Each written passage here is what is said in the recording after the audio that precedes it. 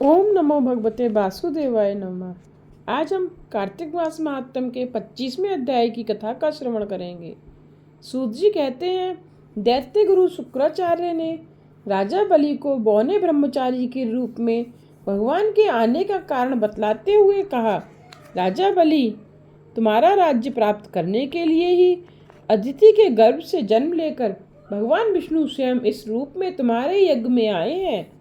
दान के रूप में कुछ भी मत देना, वरना चले जाओगे। इसके उत्तर में बलि ने कहा, हे गुरुदेव, आप मुझे अधर्म का उपदेश क्यों देते हैं? घर आए याचक को दान न देना अधर्माचरण नहीं तो और क्या है? यदि विष्णु भगवान स्वयं याचक बनकर मेरे द्वार पर आए हैं तो इससे बढ़कर मेरे लिए सौभाग्य की और क्या बात हो सकती है। मैं जितने यज्ञ आदि करता हूँ वे सभी भगवान विष्णु को प्रसन्न करने के लिए करता हूँ, अतः बटुक रूप में वे जो कुछ भी मांगेंगे मैं अवश्य दूंगा। शुक्राचार्य और बलि में अभी वार्ता चल ही रही थी कि वामन भगवान राजा बलि के यज्ञ मंडप में आ गए। बलि ने अर्घ्य आदि देकर उनका यथोचित आदर सत्कार किया, फिर हाथ जोड़कर बोला, हे नाथ, आपके दर्शन पाकर मैं कृतार्थ हो गया। अब आज्ञा दीजिए कि मैं आपकी क्या सेवा करूं। तब भगवान ने कहा, हे राजन, तप करने के लिए हमको 3 पग भूमि चाहिए। यह सुनकर राजा बलि ने हंसकर कहा, हे बटुक, तुमने यह क्या मांगा?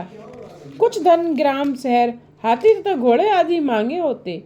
यह सुनकर वामन भगवान बोले, हे दैत्यराज, मुझे किसी प्रकार का कोई प्रलोभन नहीं है। मुझे तो तप के लिए केवल 3 पग भूमि ही चाहिए। हे राजन, यह पृथ्वी सदैव किसी के पास नहीं रहती।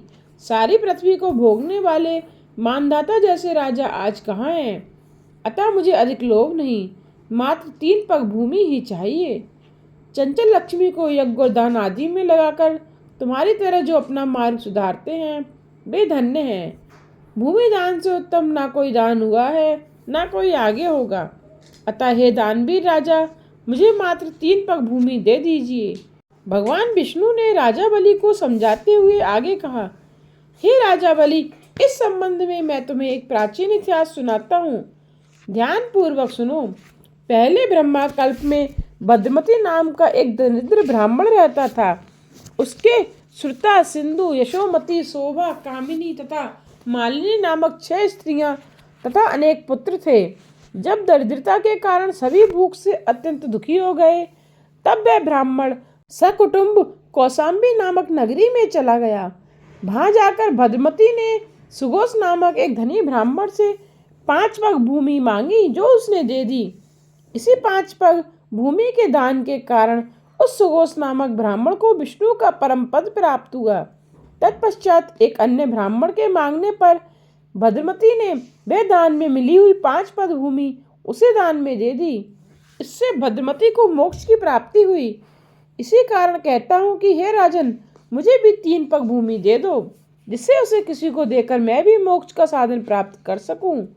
वामन भगवान के द्वारा प्रेरित करने पर राजा बलि गंगा सागर अर्थात टुंटी वाला लोटा लेकर भूमि का संकल्प करने को तैयार हो गया। तब शुक्राचार्य जी ने तपोबल से अपना सूक्ष्म रूप बनाकर राजा बलि को संकल्प करने से रोकने के लिए गंगा सागर की टुंटी में जल रोककर बैठ गए। वामन भगवान शुक्राचार्य की इस चाल को जान गए, अतः उन्होंने एक तेज नोक वाली कुशा लेकर लोटे की टूटी के छिद्र में डाल दी। इससे शुक्राचार्य की एक आंख फूट गई और टोटी से राजा की अंजलि में जल आ गया। राजा बलि ने 3 पग भूमि देने का संकल्प दे दिया। उसी समय भगवान विराट रूप धारण करके ब्रह्मलोक तक बढ़ गए और उन्होंने 2 पगों में सारा ब्रह्मांड नाप लिया। भगवान के पांव के अंगूठे से ब्रह्मांड फूट गया और फूटे हुए मार्ग से पानी के अनेक स्रोत बहने लगे। भगवान विष्णु का पैर उस जल में घुलता रहा। वही लोक पावन जल ब्रह्मा आदि देवताओं को पवित्र करता हुआ 7 ऋषियों से सेवित सुमेरु पर्वत पर पड़ा तथा गंगा के नाम से विख्यात हुआ। इस प्रकार पतित पावनी गंगा की उत्पत्ति भगवान के चरणों से हुई, जिसके स्नान तथा स्मरण मात्र से जन्म जन्मांतर के पाप नष्ट हो जाते हैं। यह दृश्य देखकर समस्त देवता तथा ऋषि मुनि स्तुति करते हुए बोले, हे अंधमूर्ति, जगत संचालक, परमपिता और सबके स्वामी आपको नमस्कार है। इस प्रकार स्तुति सुनकर भगवान ने सब देवताओं को उनका अपना अपना स्थान दिला दिया और बलि को रसातल भेजते हुए उसे वरदान दिया कि अग्नि में बिना मंत्रोच्चारण के जो हवन किया जाएगा वह तथा कुपात्र को अपवित्रता से दिए गए दान का फल तुम्हें प्राप्त होगा। इस प्रकार भगवान ने देवताओं को सुंदर स्वर्ग तथा बलि व अन्य दैत्यों को पाताल दिया। इतना कृत्य करके विराट भगवान पुनः वामन रूप में हो गए।